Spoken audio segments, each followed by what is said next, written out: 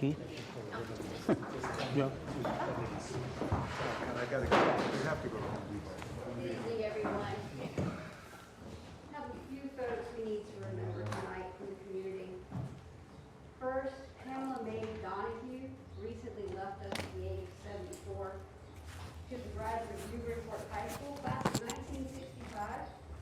And after high school, she worked at Western Electric as a bookkeeper and at Hudson's Outboard in Newburyport. Prior to retiring, she served in the Treasury Department for the city of Newburyport. She was a loving mother who loved being called Granny to her grandchild, Nina. She was known for her vivacious personality and ability to make people laugh. We'll miss that. Could you turn off your microphone? It's muted, please. Details.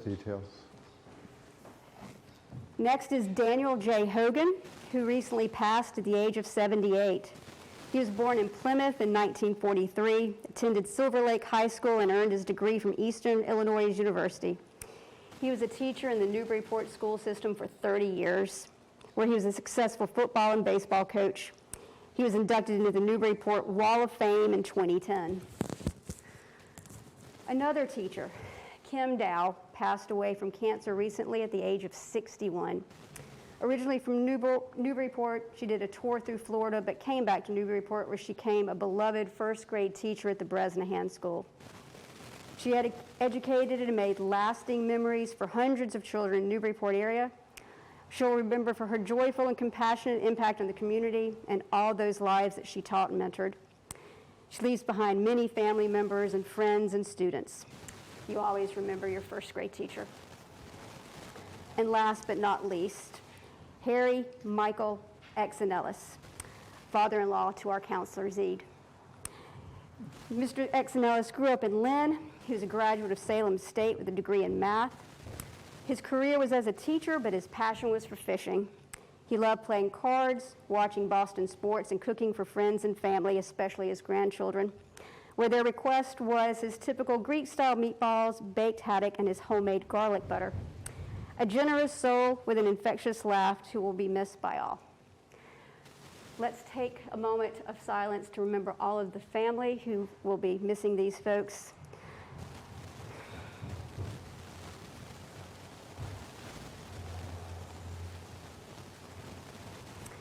Thank you very much.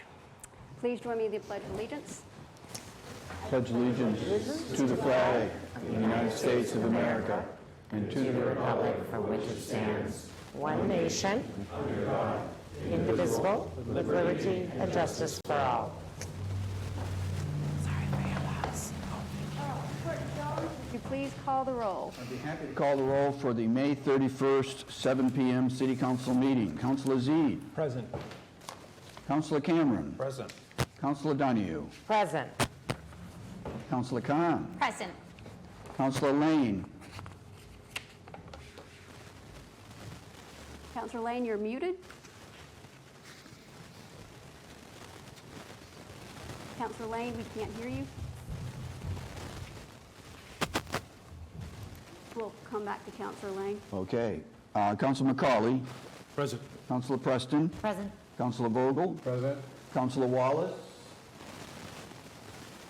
Somebody in the Counselor chat said Yeah. in the audience they can hear him, Right. but we Coun- can't. Councilor So Z, do you know how to fix that? Our speakers. What's the audio setting? Are the owls on? Yeah. The lights are on. Yeah, they look on to me. I think it's a Oh, yeah, volume. they're I think it's a following us volume around. issue.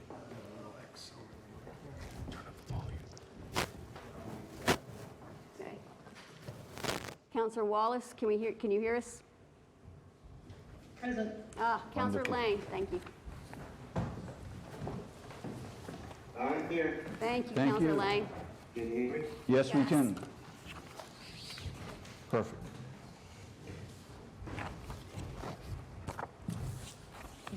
All right. Did you complete the roll? I did. Okay. All right, late file items. Late file. A number of them. Communication 415, it's an update on the global efforts related to the residential use of the property on State and High. Appointment 326, Bonnie Sontag, Planning Board, 6/30/2027. Patricia Pecknick, 4 Dove Street, to the ZBA, 6/30/2023. Order 362, Friends of COA Gift Acceptance, $15,007. Communication 416, a letter from Mark Harrington regarding the drag queen and the youth services. And communication 417, a letter from Jane Snow regarding Coffin Street. Application 83, the Riverfest to be held July 23rd, 12 p.m. to 7 p.m. Motion to waive the rules and accept the late files? Second. Roll call.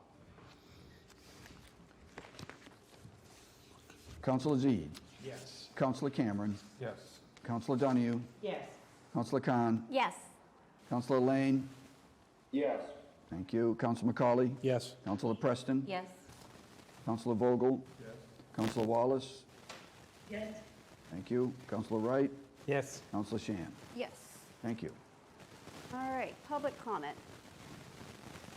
All right, for those online on the Zoom call, please raise your hand.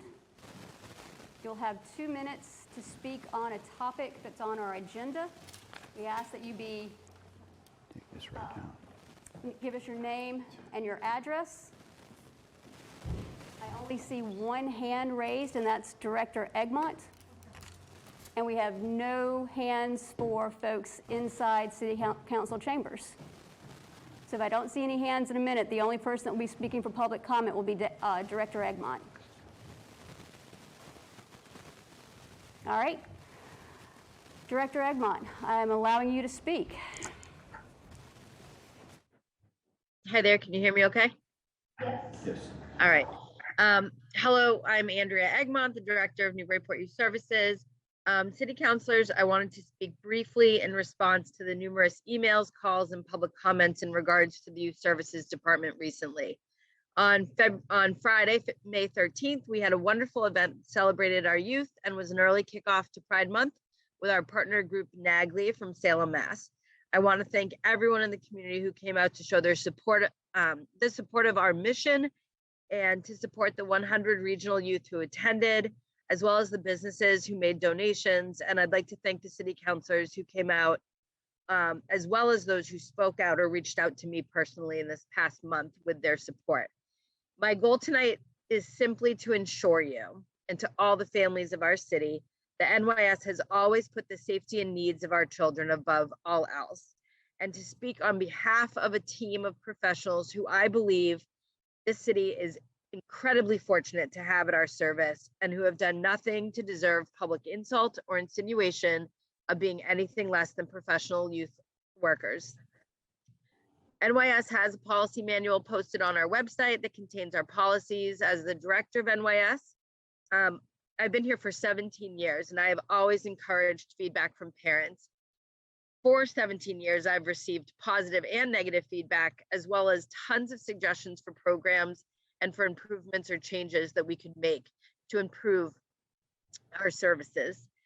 While there's been a lot of press around this event, now 2 weeks behind us, I received just 2 calls from Newburyport parents with concerns. I've spoken obviously with both of them and addressed their concerns. And while in the end, we may not have agreed, I believe they understood where we were coming from and that we had earned their trust to not be doing anything that was inappropriate. Counselors, if you at any time, and I believe you all know this, but if you ever have questions or concerns as to our policies or practices, I'm always available for a phone call or a meeting. And I want to thank you for your service as counselors, as well as your continued support of NYS. Thank you. Director Egmont, appreciate that. All right, that ends public comment. Mayor's comment.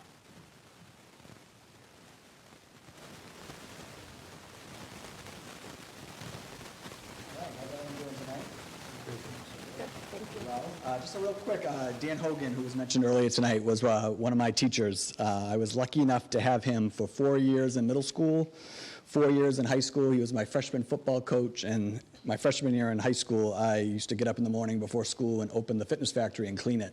And he was the guy who opened up the fitness factory, so I had a lot of time with Mr. Hogan when I was younger. Kim Dow, who was also mentioned, her funeral is Thursday, was my son Ollie's first grade teacher. And you would not find a nicer person in this world and just an incredible teacher. And I will be taking Ollie to that funeral on Thursday because I don't know if he's been to a funeral before, but he insisted to go to this one. That's how much he meant to her. Memorial Day. Thank you for everyone for coming out for Memorial Day yesterday here at City Hall. It was a beautiful day. Big thank yous to the DPS, the police department, fire department, and especially our Veteran Services Director, Kevin Hunt. Really, just the day was a perfect day to be, a little hot, but perfect day to be out and, again, remembering those who made the ultimate sacrifice for our nation. We also honored World War II veteran George Rofe, who many of you know, with a proclamation. He wasn't there, but his family accepted on his behalf, and we also presented Kevin Hunt with a commendation for his 15 years as Veteran Services Director.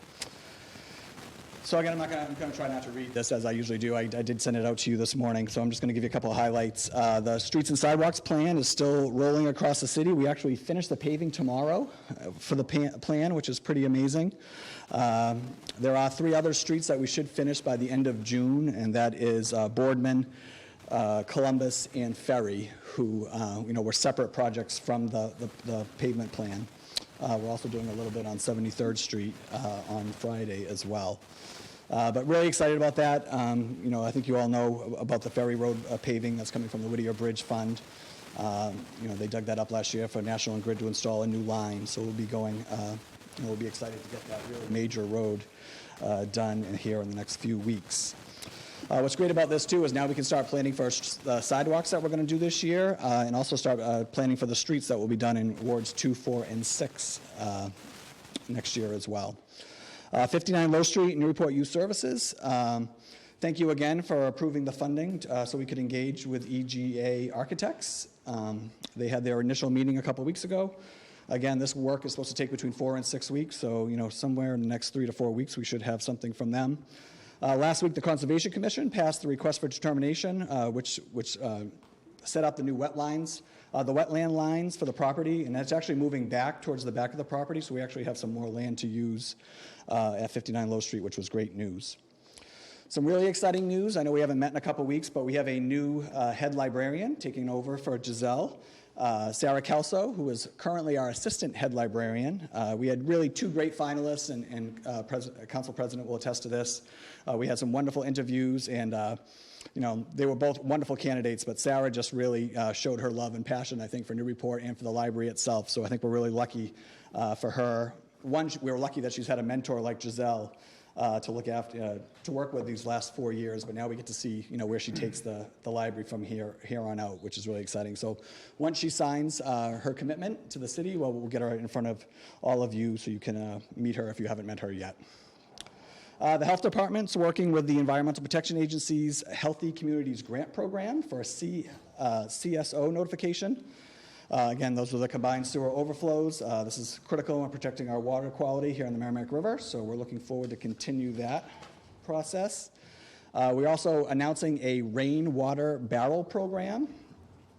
For all you shopping for your rainwater barrels out there, $79 is a good deal.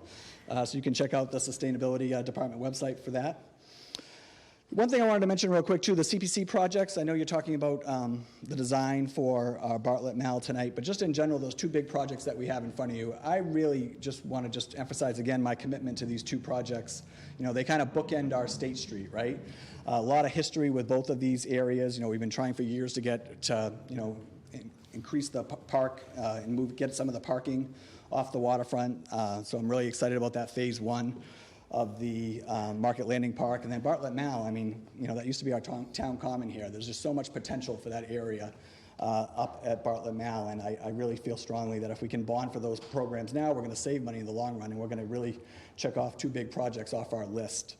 And by using CPC funds, we'd just be applying for these funds year after year because you're not going to find 2 projects that really fit more into CPC than these 2 projects. So again, just hopefully you consider that as we move forward. And then finally, Friday is National Gun Violence Awareness Day. So I was approached a couple months ago to read a proclamation on this day on City Hall steps, which I gladly said I'd do.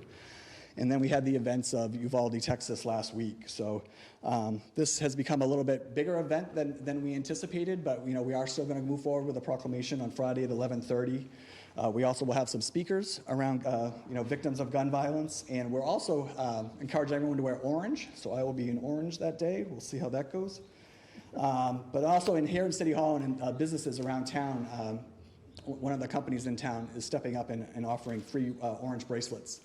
So we're going to have them here in City Hall. I think we have over 20 businesses in town that are also going to have them in their stores this week. So if you want to stop by, pick one up, please wear it on Friday for National Gun Violence Awareness Day. And that is it. Thank you, Mayor. Are there Any any questions? Everyone good? All right, have a great meeting. Thank you. I actually, I have a question here. I couldn't get my hand this in time. Byron, what was the score tonight? We lost by 3. Good game. It was a good game. I just wanted to touch base, Mayor. I know you mentioned you're going to be going over the road. My concern about Noble Street, and I know we had an accident up there where a pedestrian was hit. There was a letter sent in about traffic safety. I just wanted to know if that was on your radar in terms of, is there a way we could separate that out of the plan because of the safety need? That's basically all I was looking at. Yeah, I mean, we certainly can look into that. There is a line item in the budget for safety and sidewalk issues that possibly could maybe look at that. Besides that, we've kind of allocated our funds for this year for the streets and sidewalks plan, and again, Noble Street I believe is on the list to be looked at next year. So again, it would take an act of City Council, or possibly using that new allocation, new line item for safety and sidewalks in the current budget that has yet to be voted on. That possibly we could do something maybe sooner than next year for Noble Street. Okay, great. Thank you. Yep. Counselor Donahue. Thank you. Just real quick, so glad to hear a lot of what you brought to us. But can you speak a little bit to the Mall project, the Bartlett Mall project, and the Market Landing project? Where do those fall with our sort of goals for resiliency? If there's anything you might be able to speak to that? Sure. I would say probably resiliency and accessibility are probably two hallmarks of both those projects. Okay. Look at the Bartlett Mall program. The northwest corner is going to be an inclusive playground. That's part of that program, which is great. I think that's that move to work across all of our parks in town to make them more inclusive and accessible to all residents.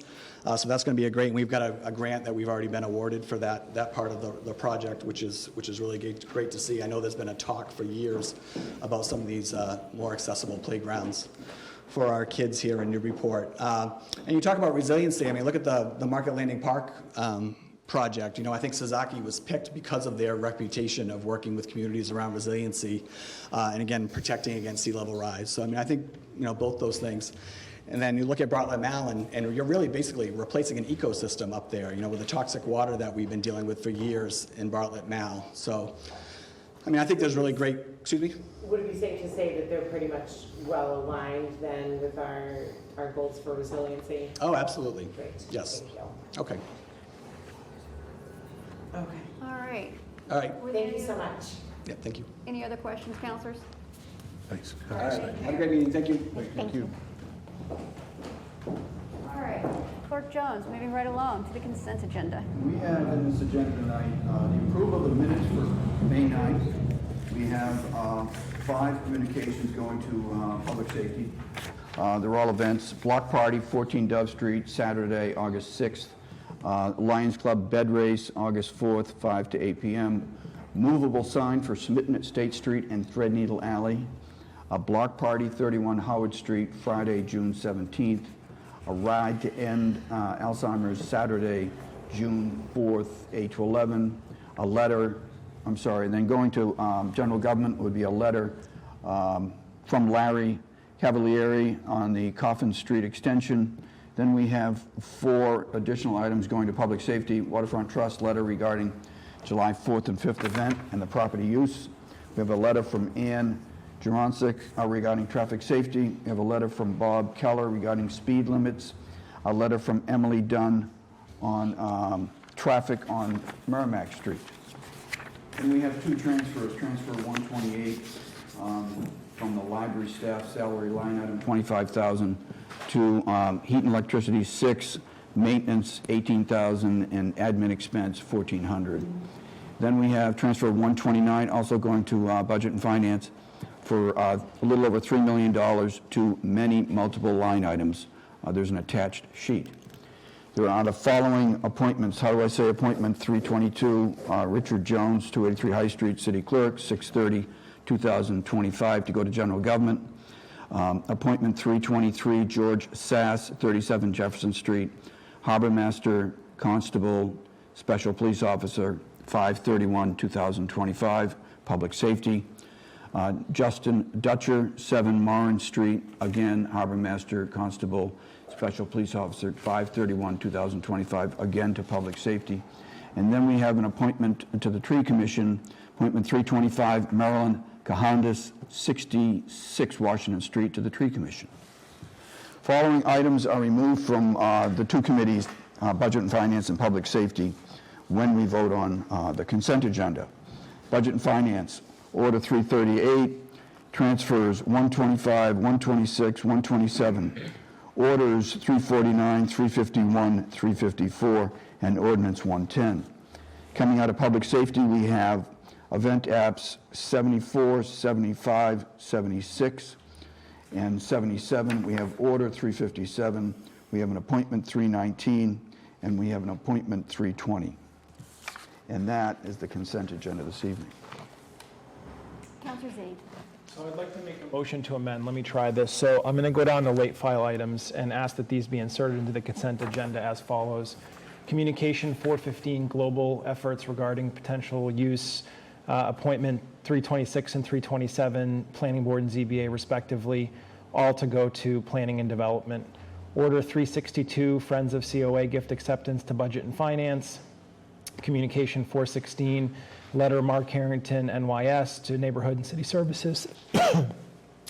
Communication 417, pardon me, excuse me, to General Government, and then Riverfest to Public Safety. Second. I'm sorry, Counselor, the first one was global efforts going where? Planning and Dev, the first three, Planning and Development. Planning and Development, and Budget and Finance, Neighborhood and City Services, General Government, and Public Safety. Yes. Counselor Khan. Yes, Council President, can I just remove Communication 416 from that consent agenda list? Second. Well, it's not in the consent good yet, but I'll just withdraw that from my line to make it easier. Okay. Thank you. All right, with that withdrawn, roll call on the consent agenda. So those were added to the consent agenda to be included in this motion, correct? Correct. Exception of 416. Exception of 416. Exception. Having said that, Councilor Zede? Yes. Councilor Cameron? Yes. Councilor Donahue? Yes. Councilor Khan? Yes. Councilor Lane? Yes. Councilor McCauley? Yes. Councilor Preston? Yes. Councilor Vogel? Yes. Councilor Wallace? Yes. Councilor Wright? Yes. Councilor Shan? Yes. Very good. All right, moving on to the regular agenda. Mayor's update. Now we need to vote on the consent, no? Sorry. Roll call vote on the consent agenda. Okay, so we had a motion by, Motion to approve as amended? thank you, Second. thank you. Councilor Zede? Yes. Councilor Cameron? Yes. Councilor Donahue? Yes. Councilor Khan? Yes. Councilor Lane? Yes. Councilor McCauley? Yes. Councilor Preston? Yes. Councilor Vogel? Yes. Councilor Wallace? Yes. Councilor Wright? Yes. Councilor Shan? Yes. Perfect. All right, now, moving on. Mayor's update. Motion to receive and file? Second. Roll call. Councilor Zede? Yes. Councilor Cameron?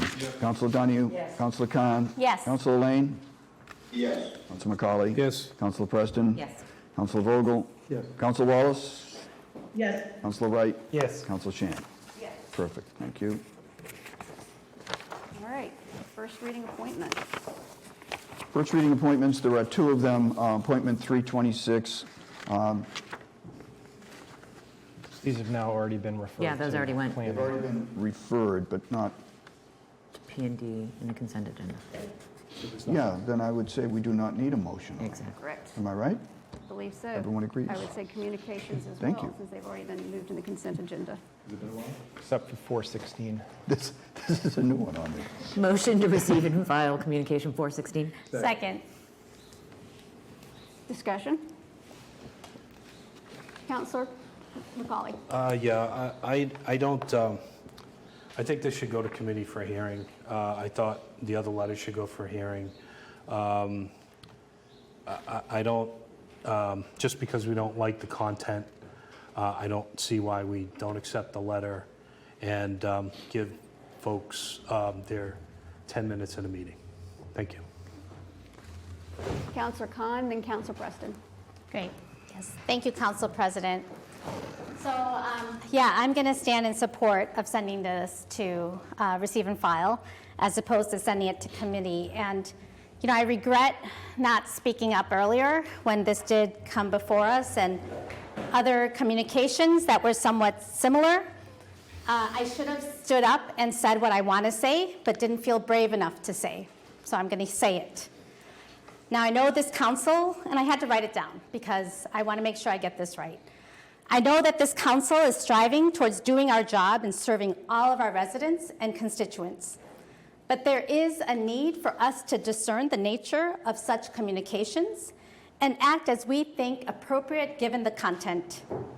These recent communications, as the one that we also currently have before us, is not something that the council needs to act on or bring into our chambers as we discuss our business. Many of you think that we are not the ones to make that determination, but perhaps I could give some context.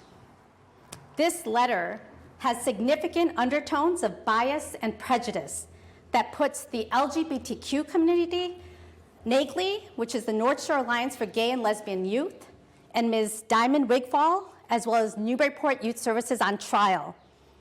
As a Muslim, which is another very misunderstood minority here in our city, that if there was an event for youth people in our schools to hear about Islam, to have a panelist come talk about Islam, who may have had some Instagrams where they spoke out against our current policies in the Middle East or anywhere, then there could be also a similar letter. You know, anyone who's faced Islamophobia, xenophobia, homophobia, we know the pain, and we know what it's like to be a minority voice in this community, in this very city. So I'm not saying, and I want to say this very clear, I'm not saying that residents cannot share how they feel or not share how they're concerned about any matter that is out there. In fact, that is what the City Council does when we receive these communications. There's 11 people here. We all have phones. We all have email. We could do our research. We could go get the answers for residents. The part of this letter is a request for information. We could go get that request. We get emails all the time asking for requests for information. And that's what we could do, and that's what people should be doing. Now, I owe it to those voices in our city who have a history of being marginalized to make sure that a request for information is not a request for legislation. And that's what these chambers, that's what these committees, that's what they're here for. So in terms of what I am hoping we could do is that we have had the Director of Youth Services speak in public comment. We all have budget hearings that are coming up. We haven't had Youth Services in front of us. We know this information. We got it in our packet. That is the time where we use our voice. I also urge people to look at our ordinances. We as a body could bring any department head before us. But all I'm asking is that we let this letter be received and filed. Thank you. Thank you, Councilor Khan. Councilor Preston. Yes, thank you. You know, I've spoken on this before, and I'll speak on it again here. Nothing about this is whether or not I agree with the content of the letter. The Neighborhoods and City Services does not have the ability to control the Director of Newburyport Youth Services and the activities of Newburyport Youth Services. That is something that solely sits with the mayor's office, and I feel like this should be handled with the mayor's office. I feel like, you know, we can keep getting these communications. I will continue to ask for them to be received and filed because I really don't feel that Neighborhoods and City Services has the purview over this. This is something that should be handled with the mayor's office, with youth services. I agree with my fellow councilor at large. I think the budget process is a very good place to have the discussion about how we we direct Newburyport Youth Services, but Neighborhoods and City Services has no purview here and it has no business going there. Thank you. Thank you, Councilor Preston. Further discussion? Councilor Vogel? Thank you, Council President. If I may, I also stand in favor of receive and filing and not sending it to committee. My primary objection with sending it to committee is I'm not sure exactly what the goal of that meeting, or as was suggested, hearing would be. What are we on trial? Are these people coming before us and putting youth services on trial? And are we having a hearing to see what happened? It's been explained to us through Andy Egmont. It's been explained in the letter through the mayor's office. The chief of staff has responded. This is just a perpetuation of what I believe, as pointed out by our fellow councilor at large, that this is just continuation of bias and stirring the pot in that manner. I agree also with the other councilor at large. We have no purview here. There's nothing here that we can do. We cannot legislate. We cannot direct. This is not where we belong. Receive and file it. I have reached out to these people at the very first time around. I'm currently reaching out to this through the administration about another issue, not related to any type such as this, but another related that we don't really have purview over. That's what we do. But we don't take it to a hearing. We don't put anybody on trial. We need to simply receive and file and do our job in that manner. Thank you, Councilor Vogel. Further discussion? Councilor Lane. Thank you. Just wanted to weigh in on this. In the past, I've been more inclined to have the conversation with folks. There's obviously some folks in our community that need some further explanation. On this particular event, I went through the whole confusion of the morning of the post coming out to it being a drag show, to being this, to being that, and kind of watched the flames just engulf the whole city. And it was ugly to see. I get calls from people that aren't even, actually the majority of my calls, I'd say about 99% were people not even in this community. While I respect the questioning and wanting to have the conversation, this particular one, I am in favor of receiving and filing. I feel like this is a dead issue. I feel like everybody's learned a little bit, or I hope everybody's learned a little bit, and how to be better as a community and how to communicate better as a community. Because it was like watching a big telephone tag game go on. That's just where I was at with it. So that's all I want to say. I'm in favor of receiving and filing this. Enough is enough. Let's move forward. Respect your community, respect that there's people that are different in your community, and that's that. If you have questions, call any one of us. But with this one, I'm in favor of receiving and filing this. Thank you, President. I'm just going to both process-wise, as Councilor Preston said, and for the content reasons that Councilor Khan said, I also support sending this as a receive and file. Let's be open about what's going on here. This is an attempt to localize what are national issues, national groups. When the Massachusetts Family Institute, which somehow is aligned to the Massachusetts Informed Parents, which I'm sure is connected on a national level to various other groups that are hitting up school committees, youth events, trying to push an agenda at the local level. It's all the same language. The most recent, just the week before the dance, was all Massachusetts, but it was all non-Newburyport, pretty much, a couple of Newburyporters. One woman, I think from Ayr or Southwick, threatened to never come to Newburyport again if we held the dance, and we held it, so she'll never be coming. And it's all the same language. I'm sure you all picked up that you're being labeled as groomers for allowing this. And it's the same, I won't even call it conservative because quite frankly, it's reactionary. It's making conservatives look bad. But it is hate and bigotry. And for all the reasons Councilor Khan said,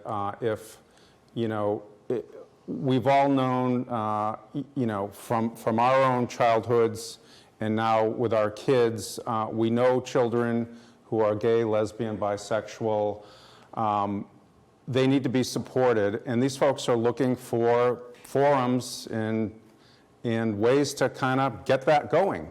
It'll be labeled parental rights, and who could be against that, and it's for the children. Who could be against that? But quite honestly, whatever the percentage is, 5, 10, 20% of our kids who are feeling, other because people want to make them feel like others and that there's something wrong with them, that's just flat out wrong. So I'm not going to support it. Keep coming back. I'll keep voting to receive and file. Get a petition of whatever percentage you need, and we'll have to deal with it, and I'll look to shoot it down then. So I think it's terrible for what it says about us as a community to fan those flames. And as process, we don't run youth services. Talk to the mayor. If the mayor wants to look into it more, and it sounds like Mr. Levine did in response to Mr. Harrington's inquiries, take it up there, but we don't run the departments.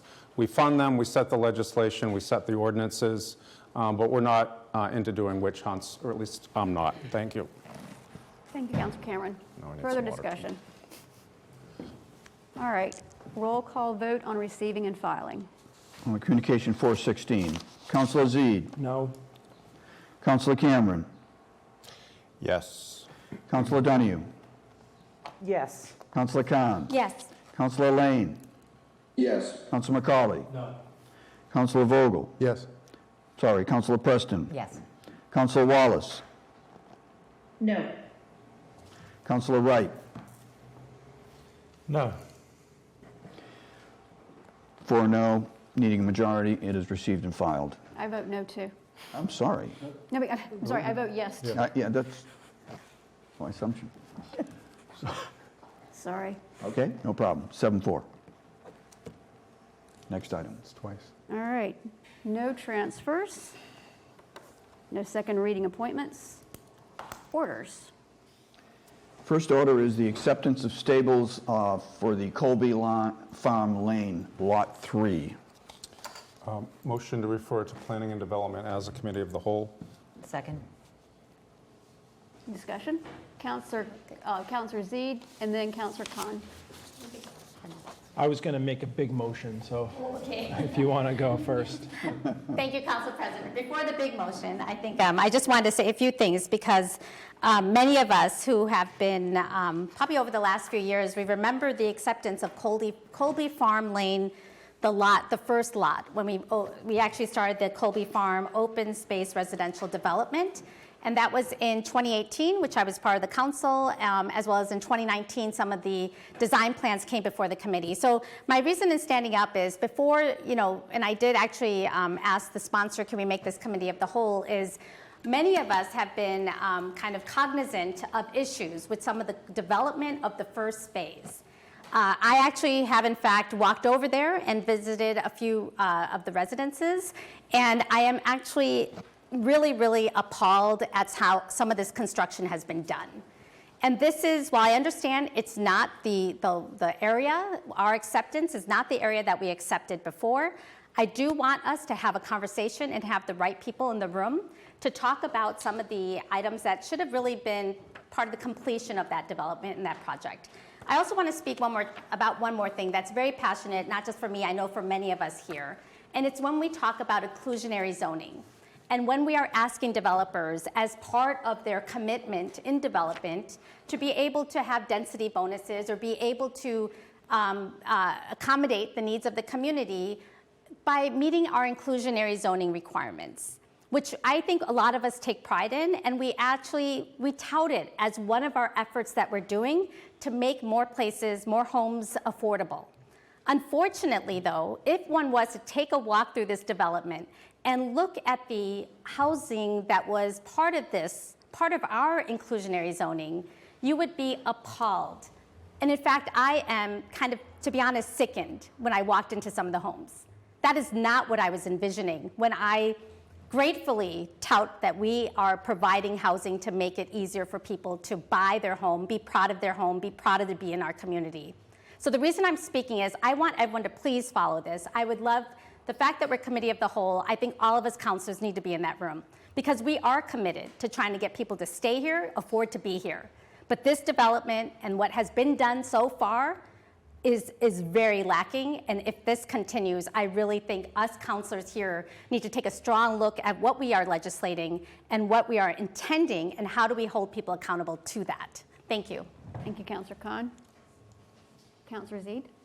So I don't know if this will be friendly or not, but I wanted to add to the motion 359 to Budget and Finance, which is the gift acceptance, 9,000, 360 City Clerk contract to General Government, 361 Budget and Finance, free cash transfer and grant acceptance, Bartlett, and then 362 has already been handled. I can keep going into ordinances, but maybe I could stop there. We'll stop there. Okay. I'd accept that as a friendly amendment. Thank you. And just to be clear, was 358, were you saying it should be committee of the whole, or was it? Yes. Okay, all right. So just add it on to that. I just want to. Only one that's committee of the whole. May I make a friendly amendment? Councillor Khan? I'm not the, he's the motioner. I'm jumping. I'm on the back of Oh, the okay. train, I was so- just for order, Council President. Do I have to stand up? Okay. For the city clerk contract for Order 360, Committee of the whole. can we please make that committee of the whole as well? Yes. Thank you. Thank you for catching that. Sounds good. So right now I have 358, Planning and Development Committee of the Whole, 359, just Budget and Finance, 360, General Government and Committee of the Whole, and 361, Budget and Finance. Correct. Yes. Roll Okay, call. What about 362? Oh, we did. It's already been dealt They with. did that. 362 is done. Sorry. Okay, everyone know? So that would be to send those to the respective committees. Councilor Zede? Yes. Point of order. Yes? Yes, Councillor Lane? Are we just voting on, this is just an amendment here before we move this away? Because I'd like to speak to it as well. It's all friendly. Councillor Lane, go on and speak to it. Sure, thank you. So I just want to reiterate what Councilor Khan had said. I've been against this gift of this land and keeping this as open space. I feel like it's a massive miss for the city to lock that as wide open space when we can argue about, small parcels of land all over town, while we've given this wide open space. In regards to this gift that was in exchange for I don't know what by this developer, there really needs some oversight into what's going on down there. Councilor Khan, I feel, put it mildly when she said she was disturbed, because I am as well. I mean, I've seen firsthand, I've had dealings in there. I just know that this is one of those things that we do not want to oversee with what's going on in the city. I question even how this came to be and what agreements were made with this developer to get this whole development to pass. There really needs to be another layer of looking at this. So I just want to voice my support of what the at-large Councilor Khan said, and pay attention to this, and let's dig a little bit deeper into what we're actually getting. And I yield for now. Thank you, Councillor Lane. All right, so back to the motion on the floor. Yeah, motion still stands on the floor. Are we ready for? Yes. So I think Councilor Zede, you said yes? Yes. Councilor Cameron? Yes. Councilor Donahue? Yes. Yes. Councilor Khan? Councilor Lane? Yes. Councilor McCauley? Yes. Councilor Preston? Yes. Councilor Vogel? Yes. Councilor Wallace? Yes. Councilor Wright? Yes. And Councilor Shan? Yes. Thank you. Two ordinances. Ordinances. It's the second reading of zoning amendment for the business park uses, ordinance 105. Motion to approve on second reading? Second? Discussion? Roll call. Councilor Zede? Yes. Councilor Cameron? Yes. Councilor Donahue? Yes. Councilor Khan? Yes. Councilor Lane? I think he's recused on this. President, I'm sorry, can you clarify what we're voting on here? Is this Yeah, something this is this is the second reading for the ordinance 105, which is the zoning amendment on the business park uses. Councillor You know, Lane? I'm recused from this. Yes, so you would be continuing to recuse yourself. I've got it Yeah, thank you. Councilor McCauley? Yes. Councilor Preston? Yes. Councilor Vogel? Yes. Councilor Wallace? Yes. Councilor Wright? No. Councilor Shan? Yes. 9 yes, 1 no, 1 recused. Can I motion on the next three before you? Yes, Please. please.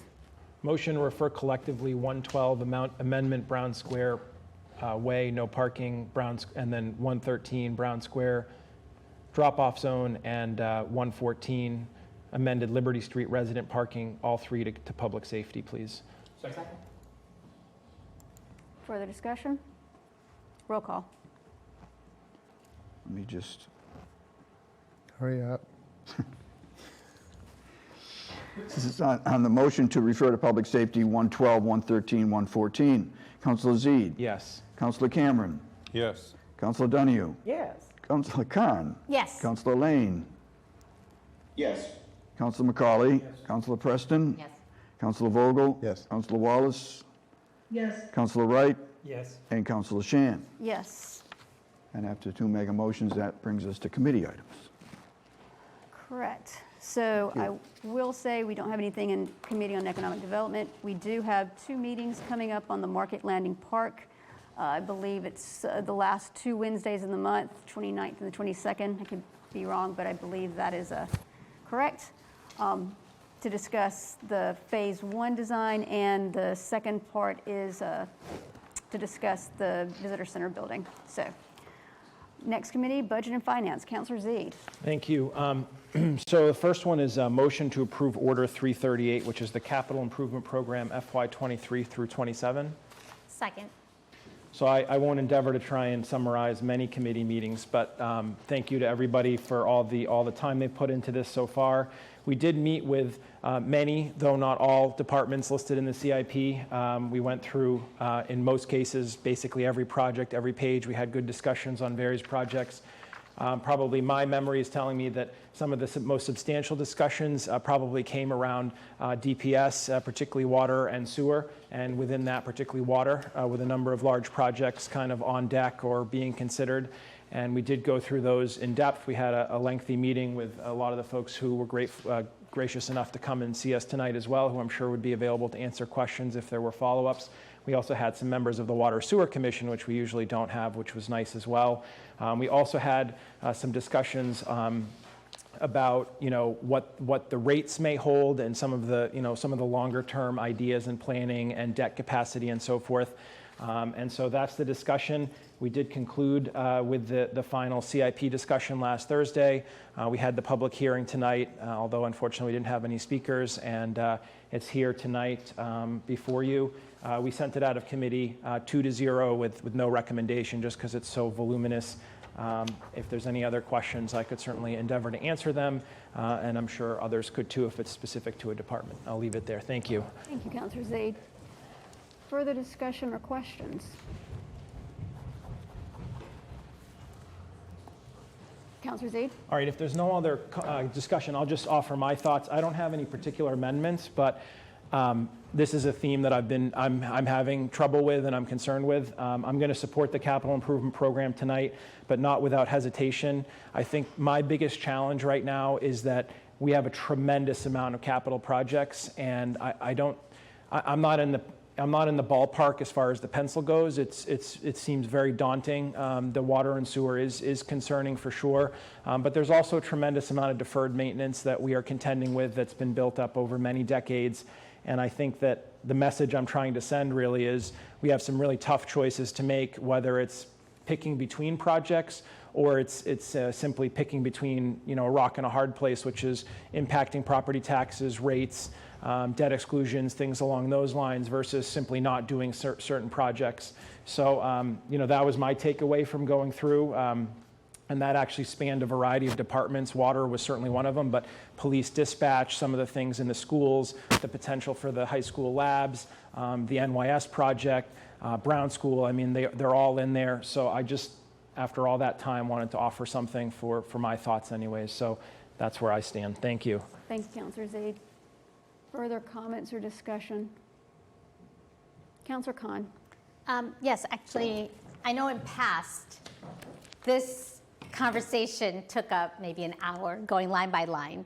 So I guess we'd just like to ask the chair, are we going to be going line by line, or are we just throwing out any amendments? Councilor Zede? Yeah, I didn't intend to go page by page and make everybody sit. I think if there are amendments, I'm sure they'd be considered on any page, would be considered in order and could be considered by the council. That's what I was wondering, if that's where councilors were headed tonight. So Councilor Khan?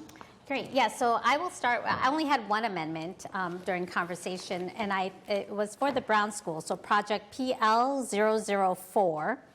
Do you have a page? In terms of anticipated funding sources, one of the things we wanted to, it came up in committee, was the newly formed stabilization fund as a possible source as well. So I was wondering, under anticipated funding sources, is that already addressed in these columns, or do we put it under other? And I don't know if that's for Ethan or where that would be best suited.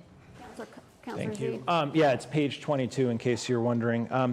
In other ones, usually they put that little caret thing and then write it, so maybe that could be a suggestion. Just put the caret, and I actually made in my notes here. I can't remember the exact name of it, Ethan, Brown School. I do believe it's the Brown School Stabilization Fund. Fund. So motion to add another, like a carrot top. What's the word for that? There is a word. It's not carrot. It is carrot? Okay, so to add it under the carrot, one of the specified sources as the Brown School Stabilization Fund is my Second. amendment. Sure. All right. Second that. All right, let's vote on that amendment, unless there's further discussion on that. Without that, we'll take a vote. PL004, page 22. Councilor Zede. Yes. Councilor Cameron. Yes. Councilor Donahue. Yes. Councilor Khan. Yes. Councilor Lane. Yes. Councilor McCauley. Yes. Councilor Preston. Yes. Councilor Vogel. Yes. Councilor Wallace. Yes. Councilor Wright. Yes. And Councilor Shan. Yes. Thank you. 11 zip. Are there So added. further amendments? Further amendments? All right. So the motion on the floor is to Approve. Approve as amended. All right, roll call. Roll call. Approve as amended. Order 338. Councilor Zede. Yes. Councilor Cameron. Yes. Councilor Donahue. Yes. Councilor Khan. Yes. Councilor Lane. Yes. Councilor McCauley. Yes. Councilor Preston. Yes. Councilor Vogel. Yes. Councilor Wallace. Yes. Councilor Wright. Yes. Councilor Shan. Yes. Marvelous. All right, Councilor Zede. Thank you. Next up is a motion to approve transfer 125, which is Health Insurance Stabilization Fund, Good night, Second. everybody. $60,000 to health insurance premiums. Okay. Second? Second, thank you. So to keep it brief, the committee met on this on May 12th. Ethan Manning largely presented for the administration. So if you'll recall, last year we were the beneficiary of a 1-month holiday, premium holiday, which was nice because people were utilizing healthcare less as a result of COVID. We did sock away some of that money, but what we found out later is that the holiday did not extend to retirees. So essentially, we have a little bit bigger of a bill than expected. And so basically, we are reaching into that healthcare stabilization fund, this is a perfectly suitable use to pay for healthcare premiums, and the amount is $60,000. The committee recommends you approve it by a vote of 3-0. Further discussion. That was a first? And Councilor Khan, I believe. I was the second. All right, with no discussion, roll call. approving transfer 125, Councilor Zede. Yes. Councilor Cameron. Yes. Councilor Donahue. Yes. Councilor Khan. Yes. Councilor Lane. Yes. Councilor McCauley. Councilor Preston. Yes. Councilor Vogel. Yes. Councilor Wallace. Yes. Councilor Wright. Yes. And Councilor Shan. Yes. Thank you. Next up is a motion to approve transfer 126, which is sustainability solid waste, $50,000 to city solicitor, same amount. Second?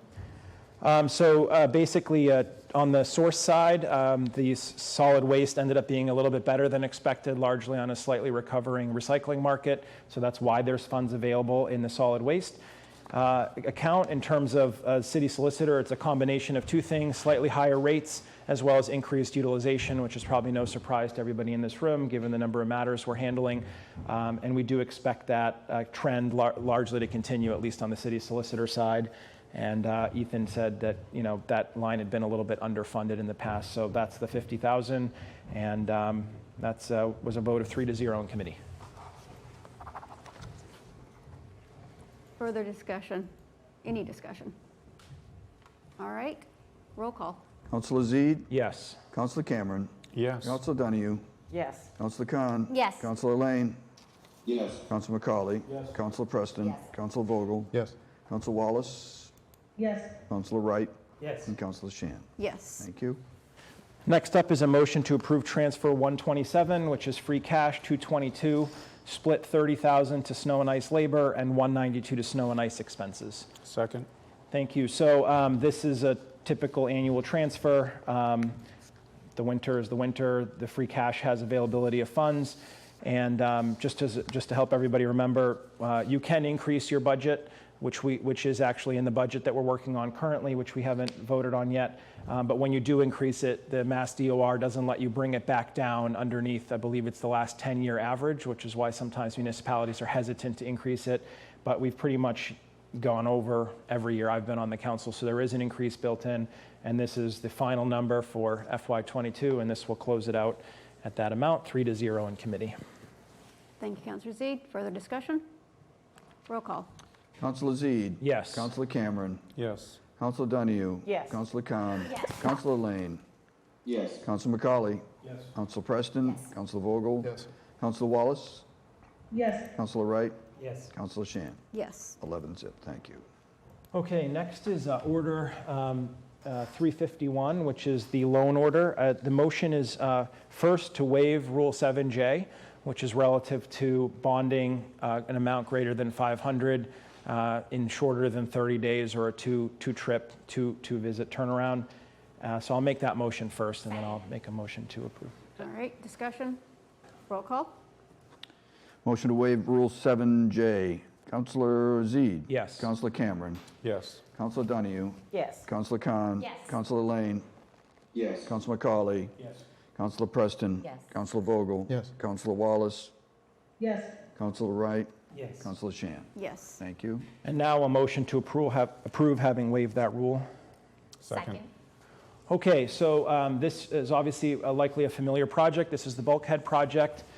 We did recently create a $600,000 bond authorization, which was needed in order to become a match for a grant that was being applied for. In the intervening time, there is more potential for more grants requiring more matches. So there's good news there in that, what is currently being anticipated could actually close this project. So let me give you what we're talking about here. So there's hope on a FEMA grant. That's $2.25 million plus the $750,000 match. That's this bond here. And by the way, this 750 supersedes the 600. So it's not 600 plus 750, it's now just 750. So the delta is 150. And then there's another one from the Federal Economic Development Agency. That's $1.75 million. That is currently in play, but we're hopeful for it. And then finally, there's the Seaport Economic Council, which was a player in the last time we did the previous part of the bulkhead, and that is $1.3 million. So on the positive end of things, if everything works out, you'd actually exceed the estimated 5.4 needed for the project, and you'd actually have slack in the other direction. If some of these grants don't work out or come in below, there may still be a gap, but that gap is closing from the last time that we discussed this project. I'm sure Andrew could speak more about what they're feeling about certain grants, but generally I think the message we got in committee was there's a positive feeling to the point that it's worth upping the bond off to $750,000 to show. And remember, there's some complexity here where you can't use certain funds as matches you can't use federal funds like ARPA for a match to a federal grant. So you kind of have to do these playing around. So again, the total project's about 5.4. Hoping that all of these work out, frankly, and then the whole bulkhead can be done, and there's no tough choices, either keeping the project a little smaller or trying to come up with gap funding, but that remains to be seen.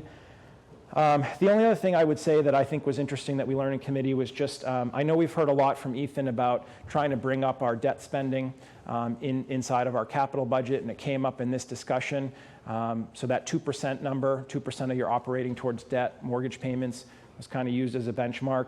Ethan has told us that, Director Manning has told us that the fire station plus Phillips Drive plus this would take us to about that 2% line with the $750,000. So just kind of fits in with the theme tonight of capital improvement and something I'm sure we'll continue to explore. The waiving of the rule was 3-0 in committee, and the recommendation to approve was 3-0 in committee. And the language still has contingency tie-in to, a little bit lighter, but it still has a tie-in to the grants. So that's the committee report. Thank you. Thank you, Councilor Zaid. Further discussion or questions? All right, roll call. Motion to approve Order 351. Councilor Zede. Yes. Councilor Cameron. Yes. Councilor Donahue. Yes. Councilor Khan. Yes. Councilor Lane. Yes. Councilor McCauley. Yes. Councilor Preston. Yes. Councilor Vogel. Yes. Councilor Wallace. Yes. Councilor Wright. Yes. And Councilor Shan. Yes. Thank you. Okay, next is motion to approve ordinance 110, updating departmental revolving funds, and it was amended in committee, which I'll describe. Second. So the committee met on this on May 18th. Just as a quick primer, the city has a number of revolving funds. In the past, they were set up by order each year. Now, after the Mass Modernization Act, it's been split. So the definitions and the creations are in the ordinance, so they live on forever. And then the spending limits are set by order, which will be the next thing we do. Director Manning brought this suggestion forward that there were a couple of funds that we're not creating any new revolving funds or anything like that, but there were a couple that he felt the language could be a little bit clearer on. And so we went through each one of those changes in committee. As you reviewed the ordinance, you probably noticed, for example, electrical inspector went from electrical inspector salary and related expenses to charges and/or salaries for wiring inspector, assistant wiring inspector, building inspector, and related supplies. So they were made a little bit more specific, a little bit more expansive to reflect sort of more of the realities. In committee, and after discussion of this, there were two changes that were recommended and approved by the committee. One was for rec services, was to add in some additional language that just made it clear that another allowable use of the fund, which is column D, would be transfers to the general fund for the purpose of funding salaries. So some folks who work for NYS, you'll see them in the budget as a salary, but part of that is funded by taking a transfer from here and putting it into the general fund. So we wanted to make that more explicit. And that's not unprecedented. There are other departments like the parking and so forth where transfers are done in. Then the other one was about the health programs, formerly called Medicare, Medicaid. And the committee felt it would be more appropriate to make it even more clear that it's not just reimbursements from state or federal Medicare and Medicaid programs, but also to include private insurers. We had a fun debate about and versus or, but we came to a conclusion with all the brains we had in the room. We were able to figure it out. So we came up with and we're very happy with that. And it was 3-0 on the amendment and 3-0 on the overall ordinance. And that comes to you with that recommendation. With that many smiles coming out of planning and development, who would refuse? All right, further discussions? Roll call. On the motion to approve first reading, Councilor Z. Yes. Councilor Cameron. Yes. Councilor Donahue. Yes. Councilor Khan. Yes. Councilor Lane. Yes. Councilor McCauley. Yes. Councilor Preston. Yes. Councilor Vogel. Yes. Councilor Wallace. Yes. Councilor Wright. Yes. And Councilor Shan. Yes. Thank you. All right, two more to go. So next one is a motion to approve Order 349, FY22 revolving fund spending limits. Second. Okay, so this is the other half of that discussion. So again, what we just approved, it will live in the ordinance upon second reading. These limits are set annually, fiscal year annual. So basically where we are is we're now, gosh, it's almost June 1st, so we're about 30 days from the close of the fiscal year. And Director of Finance Ethan Manning brought this to us. Basically, there are a couple funds that are very close to their spending limit. So he had asked the committee and the council ultimately to consider increasing these spending limits. Just remember that these funding limits will then expire on July 31st, and there'll be a new order to set them for FY23. So really what you're doing is you're giving, if you choose to support this, you are giving the next 30 days an increased spending limit. Probably the one that was tightest was the rec revolving, which is NYS, and that hovers, I believe the credit limit's around $500,000. I call it the credit limit, the spending limit, and they're at like 99% or something like that. So we did deliberate this in committee. Ultimately, it did come to you with a recommendation to approve of 2-1. Just because I'm standing, I was the dissenting vote. I've had long time challenges with that much being in a revolving fund. So it just, for me, a little bit of being consistent with previous positions. But it is 2-1, and I'm sure we can have this discussion again when the FY23 spending limits are brought forward. Thank you, Councilor Z. Further discussions or questions? Councilor McCauley. Yeah, thank you, Council President. Question for the chair. Was there an explanation as to what this additional funding would be needed for or requested in the next 30 days? We did talk. I mean, we did talk about it generally, but it's not an explicit like we need to pay this bill for $10,000 and this bill for 10. Basically, the discussion is continuing operations. So, for example, for rec services, what they pay out of there is they ingest fees from participants of different programs, and they pay the instructors or whomever provides the service, and then just sort of general operations. So there isn't a list I can point to and say, here's a spreadsheet that shows the gap between what the old spending limit and the new one was. I certainly would defer to the administration if they want to add any, if they know of anything more particular, big line items, but that was the general conversation. Thank you, Councilor Zaid. Councilor McCauley? Thank you.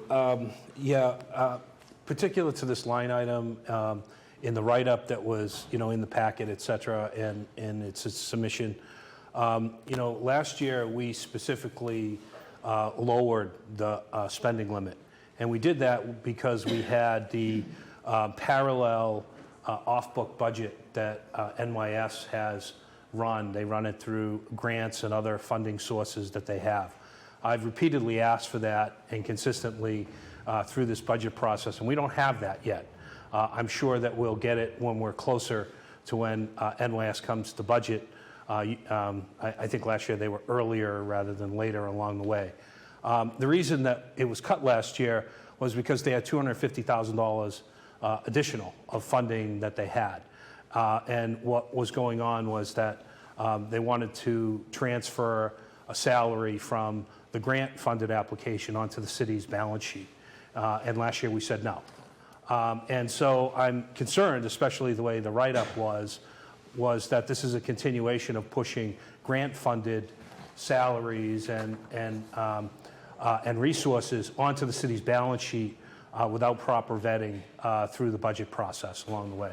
So I, for one, would like to make a motion to amend this to $50,000 to help them get through the last part of the year.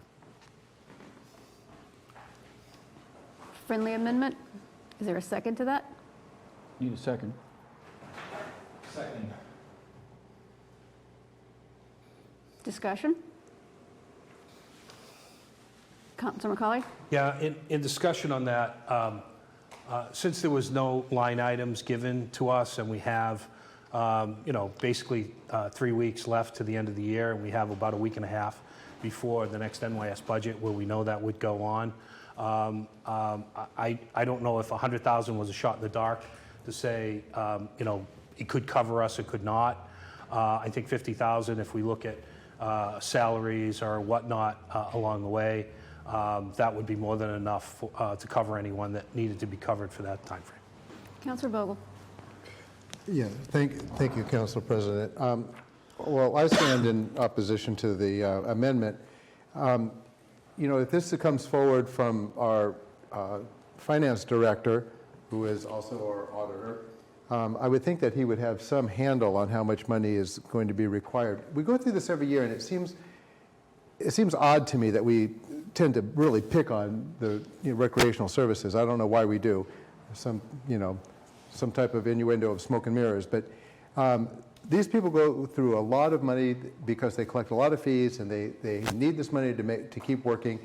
I don't think it's proper for us to sit back here and at the last minute go, well, maybe $50,000 will do, when we have the amount of money before us that our finance director obviously has spoken about. So perhaps if Director Manning is in, you could speak a little bit about that and help us through this. Director Manning, I've allowed you to speak. Great, thank you, Council President.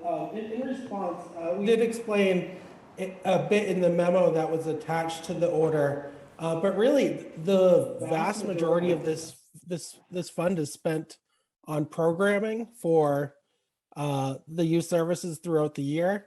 This happens to be a very heavy time for the department as they pick up their summer programming. So the director and I did project out what we reasonably can anticipate between now and June 30th, and the $100,000 figure was the number that we came to. Granted, there's a chance that it could even go over that. The minimum wage has gone up, inflationary pressures with contractors. That's simply the costs of running the youth services program in this day and age. Yeah, I'll withdraw my motion. Okay, thank you, Councilor McCauley. Director Egmont, I see you put your hand down. All right. Further discussion? Councilor Zede. Thank you. I just wanted to address one comment, which is why this fund gets more scrutiny. So it's basically more than 4x the next biggest revolving fund, and that's why it gets the scrutiny that it does. And I don't think there's anything untoward happen or anything like that. It's just that it's a lot of money, and it's just simply that it's that easy.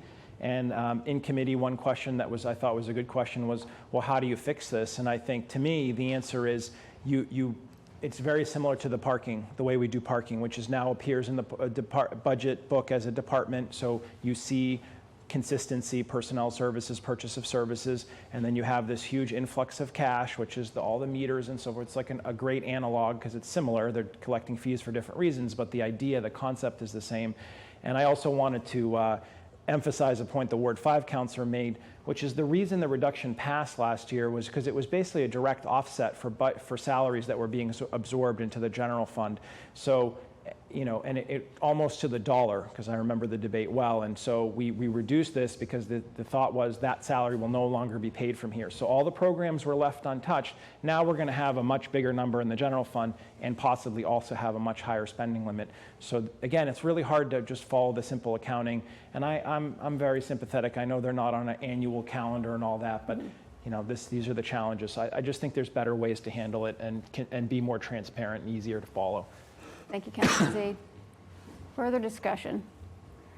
So the motion on the floor, I believe, is to approve this. That's since correct. the amendment has been removed. That's correct. It's a simple motion to approve Order 349. Okay. Roll call vote. Councilor Zede. Yeah, no, pardon me. Sorry. Councilor Cameron. Yes. Councilor Donahue. Yes. Councilor Khan. Yes. Councilor Lane. Yes. Councilor McCauley. No. Councilor Preston. Yes. Councilor Vogel. Yes. Councilor Wallace. Yes. Councilor Wright. Yes. Councilor Shan. Yes. 9 yes, 2 no, motion passes. Okay, last one for tonight is motion to approve partially order number 354, just the Bartlett Mall and just the $216,000 for design. Second. Thank you. So we have a boatload of CPC projects that we're still working through. Obviously, the committee and the council have been quite busy, but this was flagged by the administration as one they wanted some attention on. We did have a discussion as part of actually a broader CIP and budget discussion with the Department on Planning and Development as well as Parks, which appeared the same night. And after some discussion, we were able to come to a 3-0 conclusion on supporting, right now anyways, the $216,000 for design, which is the request to basically, complete the design, construction documents, also start to make a dent in some of the permitting that may be required for us. It occurs to me I should probably back up just a second. So this is the Bartlett Mall project. This is the restoration of the pond. What we learned is that the general concept in theory now is an HDPE liner. So basically make it put a plastic on the bottom and then fill it back up with water, fix up the granite around the edges, and then aerate the water so that it can continue so that we don't end up with the same concerns that we have today. But there are still a number of unknowns. For example, I guess we learned historically that there was a way to drain the water at times and that there's a hope to use historic fire suppression system to be able to do that in modern days, but we hope we can do that. We did ask about contingencies and so forth, and I think the answer generally was more clarity will become available the further design gets. In addition to that, probably the biggest questions that are outstanding and why I think the bond did not come out was questions about just maintenance in particular. What is the maintenance? What is the cost of maintenance? Can the Parks Department handle it? Things like that. And then degree of certainty that this will solve the problem, which is obviously the water quality. And then I think there are some other ancillary questions. So anyways, after considerable discussion, the committee felt 3-0 that this portion was worthy of approval and the bond will be held. And then of course we haven't really gotten to the other CPC projects. So apologies to the clerk's office. We'll have to manage, what is really 7 orders in one, but we'll work together and get it done. So thank you. Just, if I might. Sure. Mr. President. So for clarification, it says $216,000 plus 15-year bond. Right, so it's just the 216. Gotcha. The bond, the bond is actually also a separate order. It actually is a separate order, so that is still in committee. We will sort of check off the 216 here and leave the bond here and in the order as well. So it's a partial of a partial. Gotcha. All right, further discussion. All right, roll call. Motion to approve the $216,000 only. Councilor Zede. Yes. Councilor Cameron. Yes. Councilor Donahue. Yes. Councilor Khan. Yes. Councilor Lane. Yes. Councilor McCauley. Yes. Councilor Preston. Yes. Councilor Vogel. Yes. Councilor Wallace. Yes. Councilor Wright. Yes. And Councilor Shan. Yes. Thank you. 11-0. Okay, and that's going to be it for budget tonight. I just wanted to obviously keep you posted. The budget process continues. Our next budget hearing will be Thursday, 6 to 8 as usual, hybrid or in person if you wish. And that's going to be social services, which is NYS, library, council on aging, and veteran services. But really the 2 more important dates I want to keep you keyed into is June 16th is our 7th workshop, which is the dry run of the budget. So that's really one that's important. And June 21st, which is a Tuesday, is our special meeting at 7 p.m. And so I just want everybody to kind of keep getting run up for those 2 meetings because those will be the important ones. And with that, that's it for budget. Thank you. Thank you, Councilor Zede. All right, so next, I'm sorry, Councilor Donahue. Just a point of clarity, is the second meeting going to be hybrid? Yes. Okay, thank you. All, The 21st. All of them hybrid. Okay, thank you. Just wanted to double check. All right. Councilor Khan, Education. Yes, thank you, Council President. So the Education Committee will meet on June 7th. That's actually typically our last meeting for the school year. I am going to be working with the school committee representation just to see if it makes sense to have a couple of meetings, maybe our next one skip July and have our next meeting in August. But more than anything, I want to call people's attention to actually on Monday, June 6th, and it is on the council, on the city's calendar, but from 6 to 7, they're going to have a conversation for the community on talking about originally it was called cultural competency, but being able to talk to the community on what is being taught to the schools, in response to some of the concerns from parents on, for example, from the library books in the middle school, also the type of curriculum and what's being taught from again, a cultural competency, but it's really in response to, I think, some of the things that us here counselors have maybe heard through some of the letters and communication, but trying to adjust it from the school side of it. So that's going to be at the Knock Auditorium, and they are asking people to send in questions in advance, and there is, I believe on the city's page, there's a link to go and email some questions. And so we will be meeting the day after that, the Education Committee. So I encourage if any counselors are interested to attend that or want to send your questions over for our committee to talk about, I welcome that. Thank you. Thank you.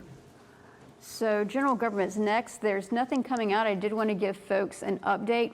We did meet today with Chief of Staff Levine, Director Port, the Assessor's Office, Clerk Jones, Councilor Wallace joined, and DPS joined, and we were discussing what the process needs to look like for paper streets. And Cushing Ave was the one on the list, but we are looking to make this a more general process for someone coming into City Hall, asking the questions that we're getting in these communications we're getting of late.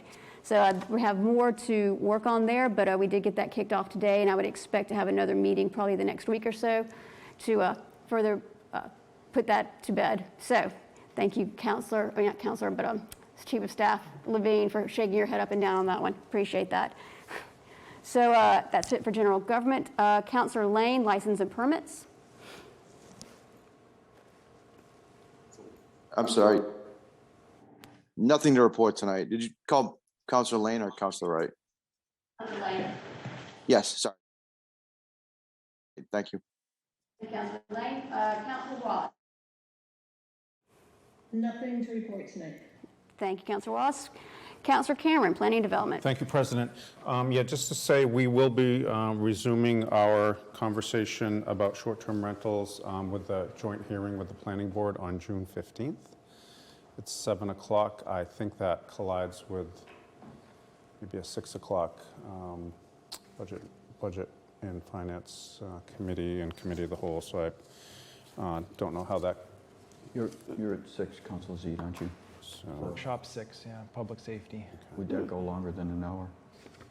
I will check in with the Planning Board, and if I believe on June 1st they're addressing institution for savings.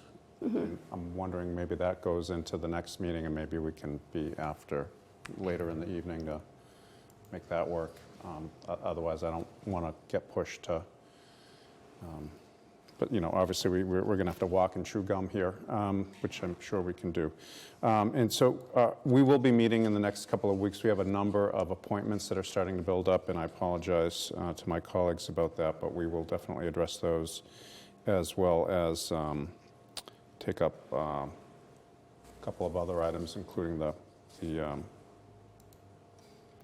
I'm blanking, Crow Lane, Colby Farms. So, thank you. Thank you, Counselor Cameron. Public safety. Thank you, Council President. I'll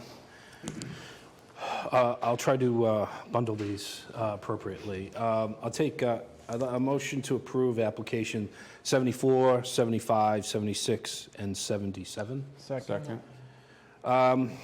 74 is the 12th annual Greater Newburyport Ovarian Cancer Walk Run, Sunday the 25th, 10 to 1.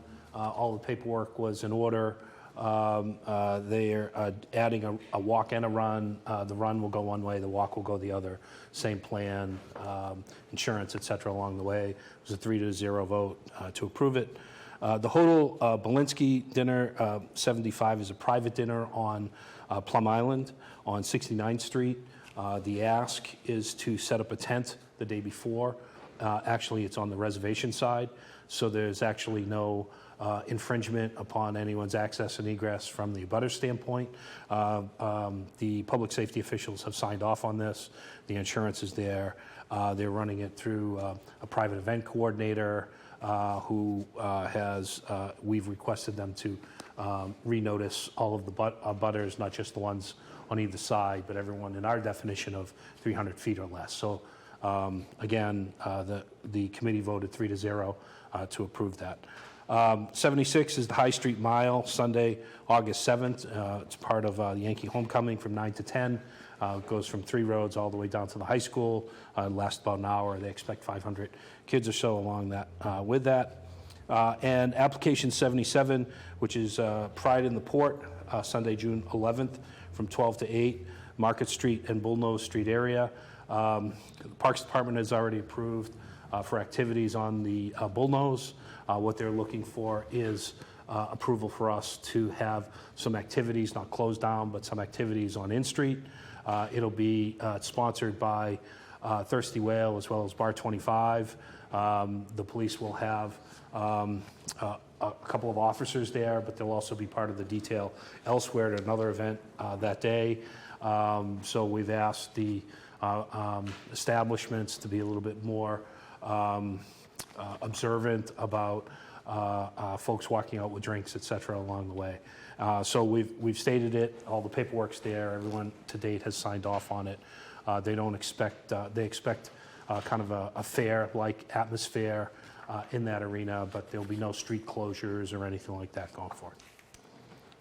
Thank you. Thank you, Councilor McCauley. Councilor Zaid. I just want to make sure I understand on application 75, where is the tent supposed to go? Is it in the street or is it on their property? It's in the street. It's where they're at the corner of 69th and Reservation Terrace. So it's actually on the side of their house, which would face the ocean. Okay.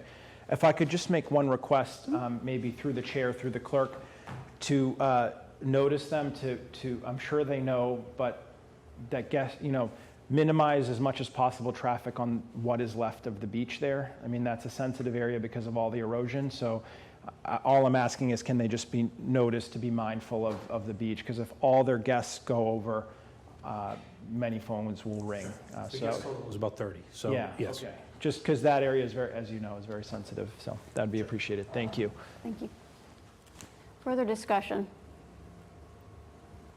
All right, roll, Councilor Wright. I think once the buses, I think there might be a little bit of an issue with where they're planning on having them.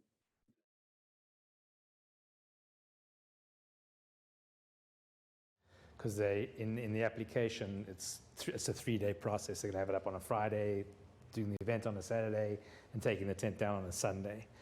So I would be happy to reach out to the coordinator, and maybe it might be best to actually put it at the end of 69th Street and leave Reservation Terrace open, because at the moment, that's the only access for any emergency vehicles from 69th Street all the way down. There's no other access. So that would be my my comments on the application.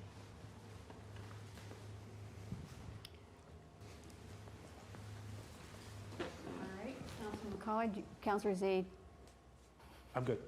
Well, I was just going to say, I mean, it doesn't look like it's until October. So, I mean, I don't know if it's you want it out of committee or if you want to communicate I mean, I had the same thought. I'm kind of so-so on it, but, you know, I'm assuming and hoping that they've worked with their neighbors too, and they you know, it's a pretty close neighborhood there, so folks know each other. But I agree, to close 69th Street for 3 days will be, even though it says no obstructions, but if you've been down there, right, 69th is like this, and you really can't drive Reservation Terrace because there's no road left.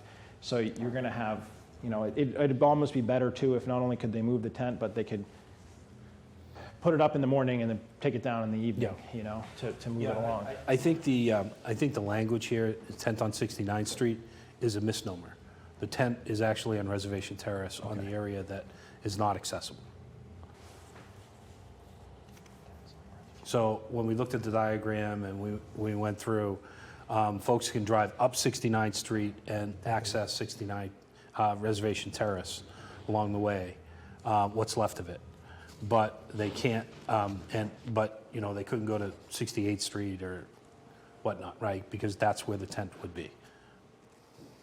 I agree. Yes. Yeah. Sorry. It's a misnomer. Yeah. So they can go down 69th Street and they'll have access to take a left to go towards 73rd Street, 71st and 73rd. Well, they'll be obstructed from taking a right to go to 67th Street. Yeah.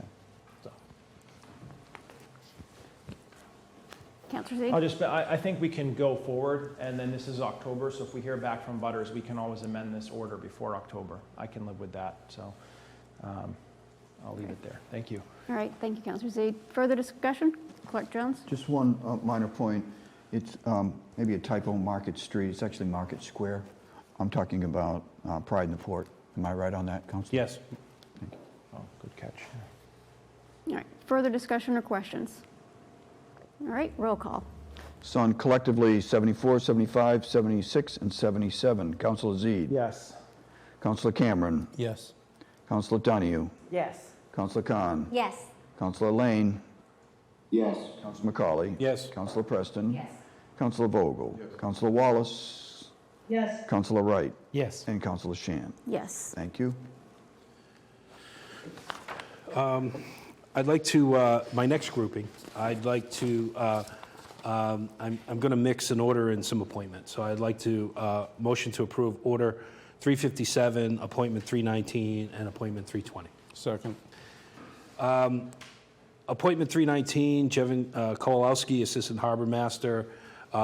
We asked him why he liked to do this. He loves being on the water and the ocean. He's done it for a number of years. He's been at Cashman as a boat hand for years. The committee recommended him 3-0. Brian Cutler is the same thing. He really likes being out there. He also works 1 day a week at Manchester by the Sea and 4 days here. Has a lot of great experience going forward. That also was a 3-0 recommendation. Order 357, which is the United States Army Corps of Engineer Merrimack Driving noise waiver. Because of tides and other restrictions that happen, what they're asking us for is to give them a notice that we'd be okay with them working 24 hours a day. That still doesn't relieve them from notifying abutters, et cetera, along the way through project management and best practices that they use, but at least allows them to be able to plan and staff accordingly based upon tides, et cetera, going forward.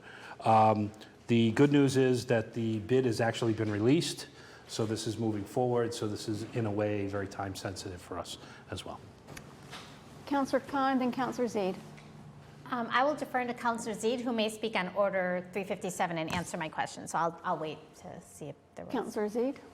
Yeah, so I'm in full support of 357 conceptually, but I do want to amend it, and I don't know if this was your question, but I was kind of asked to sponsor this like at the last second, and I obviously this is crucial for the dredge. What I am having real trouble with is I don't think we can just write an order that says we waive enforcement. I mean, we talk about the branches of government, but enforcement is clearly an executive branch function.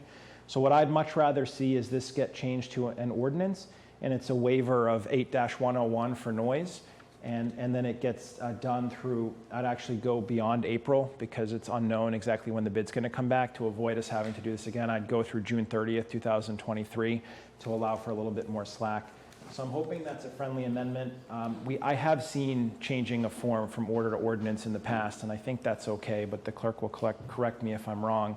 I'm happy to motion for an emergency if needed, but I think that, and I'd like to waive the second reading as well so that we can package it all up tonight. It's all conceptually the same. It's just a form. We cannot tell the mayor's office, don't enforce a law. I think that opens a can of worms that we would never see the bottom of. Yeah, I mean, to answer your question, I like very much an ordinance as opposed to an order. You're absolutely right. It's hard conceptually. They're both, the root of an order and an ordinance is an order from this body. But an ordinance takes 2 readings.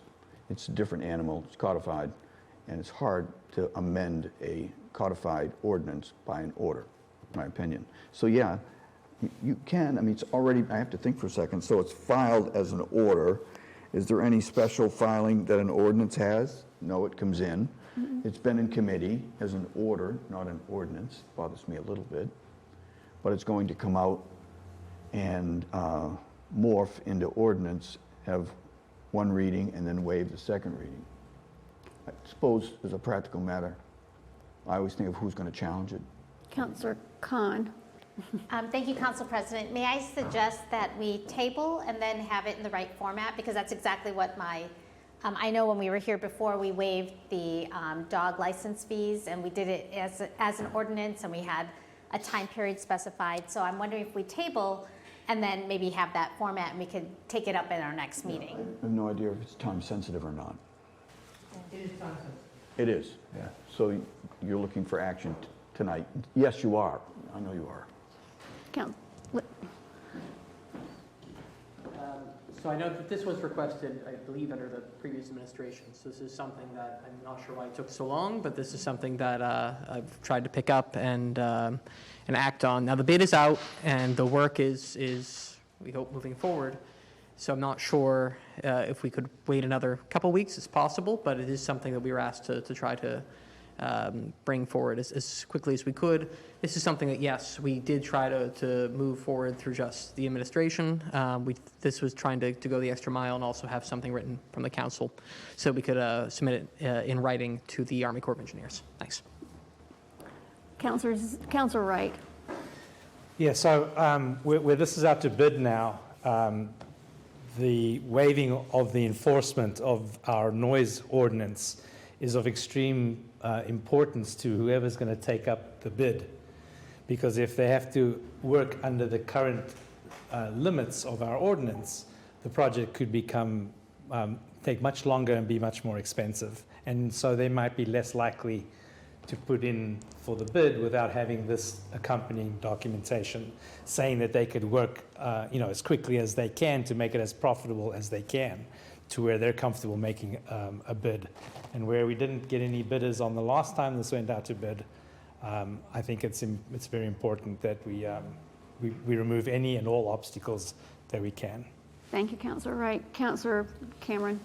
Thank you, President. So I'm wondering is it possible that we pass this order tonight and come back with an ordinance for the next meeting and that then require, I mean, I'm all for just like getting it done as simply as possible, and if it's simply to pass an order and that's going to work for the Army Corps of Engineers, then I assume do that rather than... You raise an interesting point because I think, Andrew, you said that they had blessed this language. Am I right? They've not seen this language. Okay, say they blessed the concept. The concept. That they asked for the concept, yes. Oh. Councilor. Yeah, I mean, I'm sorry, it would take longer. If you certainly can pass the order tonight, and then you certainly can come in with an ordinance that would then go to committee, and then come out and would follow the usual path, and then we could actually waive the rules and do that, I suppose, in one night. But then you'd have an order that says we're waiving enforcement, and then we have an ordinance that actually does it correctly.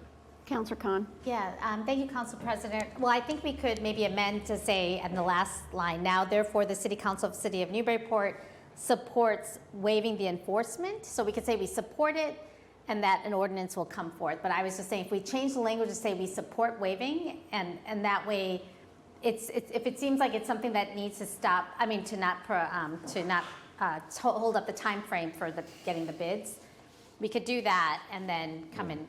It's up to in one meeting, so. I could see that language being absolutely sufficient. Councilor Zede.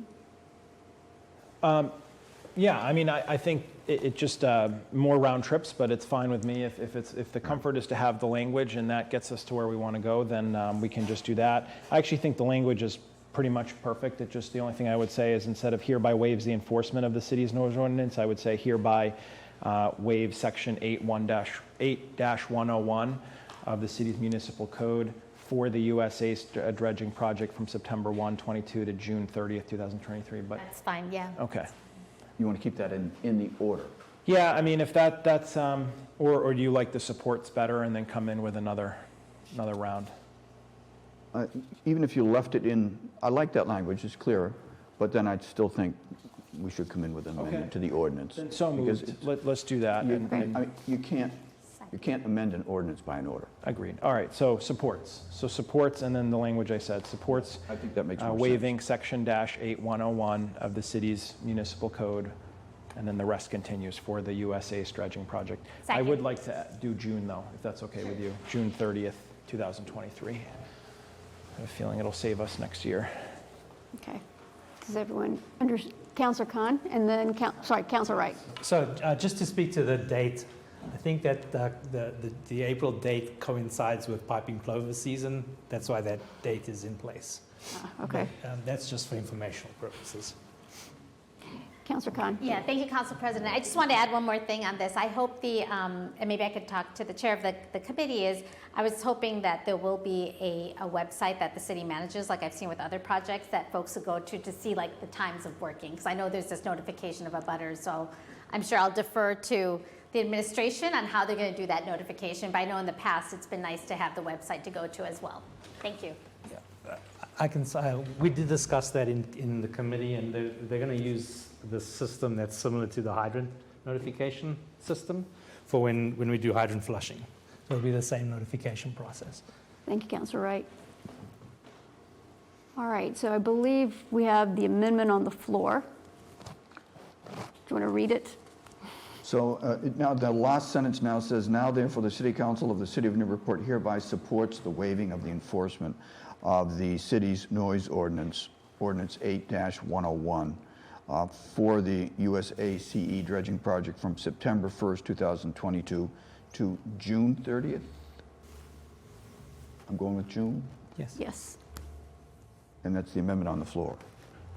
Counselor Z? Yeah, I just don't think we have the words the enforcement. Just hereby supports waiving 8-101, not the enforcement. That was my original thought. Other than that, you got it. Okay. All right, so voting on the amendment. Further questions or discussion? All right, roll call. So that amendment was made by Councilor Zede, seconded by, thank you.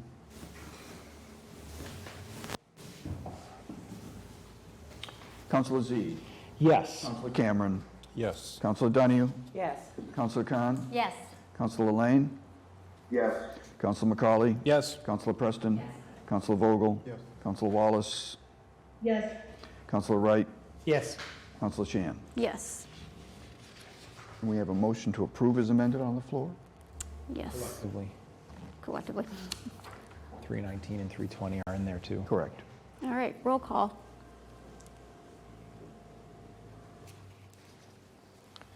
Councilor Zede. Yes. Councilor Cameron. Yes. Councilor Donahue. Yes. Councilor Khan. Yes. Councilor Lane. Yes. Councilor McCauley. Yes. Councilor Preston. Councilor Vogel. Councilor Wallace. Yes. Councilor Wright. Yes. And Councilor Shan. Yes. Very good. Thank you. Anything else in public safety, Councilor McCauley? Yes, Council President. I'm going to make a bigger motion for application 82 that came in tonight. I'd like to inject an emergency preamble and move for approval in one reading. Second. Thank you. This is the Ride to End Alzheimer's. It's been coming through traditionally. It was a mistake on their part not to get it in earlier. They had changed directors and things like that had changed. The reason that I'd ask that we approve it is it only touches, it rides through Newburyport. It only touches, there's no street closures, there's single riders, there's 3 or 4 different paths. And we happen to be on the longest one. And they need to go through Newburyport to get somewhere else as part of their path. So this isn't really an imposition from our side or resources needed on our side, but simply kind of a notification going forward. Councilor Zede? Just 2 things. One is I don't see an insurance certificate. I know it, I don't know if they're going to get one or not. And then second is I think you need to remove it from committee, do an emergency, and approve it because it went to committee in the consent. So now it has to come out of committee, That's what then I'm- get an emergency, then get approved. Do I have that right? Yep.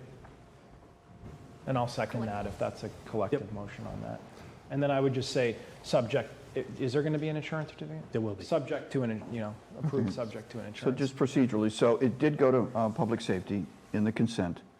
Then you're bringing it out of public safety. Yes. And you're going to Emergency preamble. an emergency preamble, and then you're going to approve. You can do that in one motion. Yes.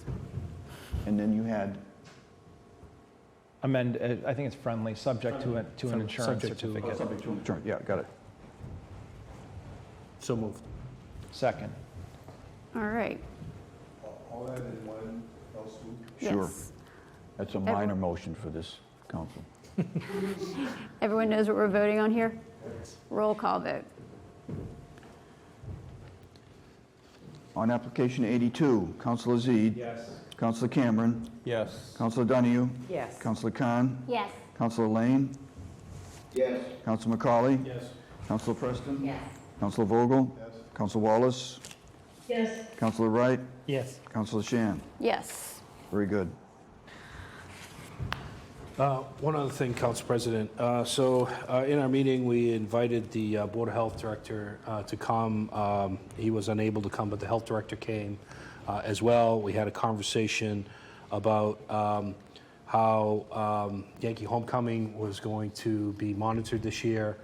We did have some questions from the Yankee Homecoming Committee and directors that they thought they were looking for some relief on some of the fees that they charged. The Health Director and the Board of Health are well within their purview to charge whatever they like along the way. They provided us some insight as to how they calculated those fees. They didn't change them, but they have stayed with the reinforcement of the fees that they had. They did have a subsequent meeting and were firm on there and didn't offer a discount to Yankee Homecoming this year. I mention it because I do want to, it's been thrown out there by the Yankee Homecoming Committee and organizers that, this was a tough year for inflationary impacts on some of the vendors. They've lost 3 of their food vendors. It may impact the size and scope of what we know as Yankee Homecoming. They haven't filed their application tonight. I know they're meeting earlier tonight to be able to see what they could afford. Yankee Homecoming is free to us as a city. We pay our part into it, but the parade and the fireworks and those types of things are free. They're run by the committee and the sponsorships along the way. This is not to imply or infer anything about the health fees that are being charged. It led to a larger discussion when we started down this path. So it's more notice to the council that we may see changes in Yankee Homecoming. We may not see a parade.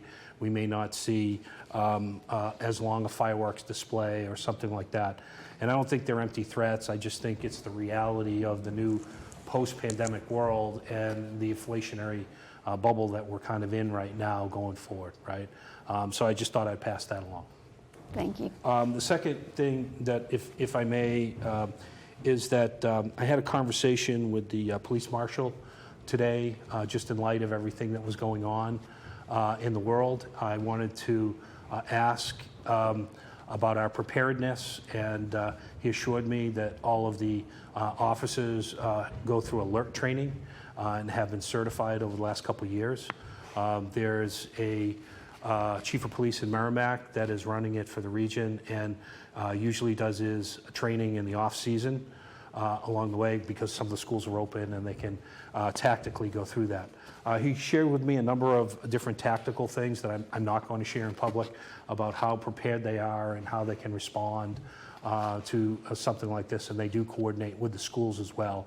I think the general message is that the police marshal is as prepared as he can be, and he feels his team is as prepared as they can be for anything coming down the line. So, thank you. Thank you for that, Councilor McCauley. I did have a few folks asking about that, so appreciate you asking the marshal yourself and sharing. Public utilities. All right, rules. Good of the order. Councilor Khan. Yes, sorry, Council President. I just want to make a correction. I talked about the Monday, June 6th event. It's actually called Culturally Responsive Teaching and Learning, and the time is 6:30 to 7:45. So I just wanted to correct that. Thank you. Thank you, Councilor Khan. Anything else for good of the order? All right, so we do have an executive session this evening. So, Clerk? Yeah, so we're going to take a vote, it's up to the council obviously, to go into executive session to discuss 2 items, and I will read them now. And you should probably also state, President, for the public that we would not be coming back out if that's your... That is the plan. We will not be coming out of executive session. So let me read this. We'd be going into executive session for 2 matters. 1, pursuant to 30A Section 21 et al. Exemption number 6 of the open meeting law, this discussion will relate to purchase, exchange, lease of value of real property if the chair declares that an open meeting may have a detrimental effect on the negotiating position of the public body. Discussion on releasing attorney-client privilege and legal opinion by KP Law on short-term rentals. In addition thereto, we would be going into executive session on a separate matter pursuant to 30A Section 21 et al. Exemption number 6, open meeting law. This discussion will relate to the purchase, exchange, lease of value of real property if the chair declares that an open meeting may have a detrimental effect on the negotiating position of the public body. and any draft minutes related thereto. The locus is Coffin Street. So, President, do you make that declaration I do. on both? Yes, I do. Then we would take a roll call vote to go in, letting people know we're not coming back out, and we would adjourn after we come back out, or would we adjourn now? I should know the answer to that question, shouldn't I? You can do it either way. I mean, I would think we would adjourn when we come back out, because we're still meeting as a body, Okay. but would let the public know we're going to executive session and would shut down. Right, we're shutting down the the Zoom meeting now. On that, I think we need a motion. So moved. And that was some excitement on the second. It's making up for my lack of enthusiasm, yeah. Okay, this is to go in for the aforesaid reasons. Councilor Zede. Yes. Councilor Cameron. Yes. Councilor Donahue. Yes. Councilor Khan. Yes. Councilor Lane is... Yes. So you are actually remote, you're not participating, correct? That's correct. Okay, thank you. Councilor McCauley. Yes. Councilor Preston. Yes. Councilor Vogel. Yes. Councilor Wallace. Yes. But you are not participating also, correct? Correct. And Councilor Wright Yes. and Councilor Shan. Yes. We All are right. in executive session. Thank you all.